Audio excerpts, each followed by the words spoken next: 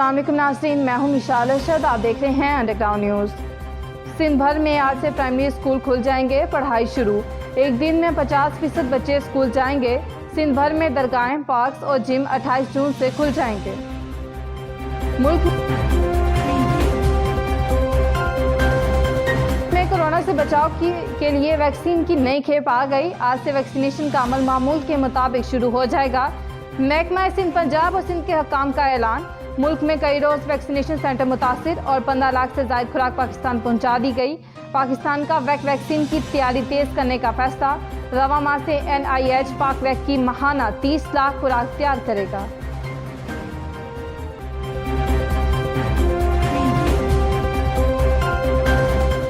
पाकिस्तान में 24 घंटों में कोरोना से मजीद 30 अफराद इंतकाल कर गए।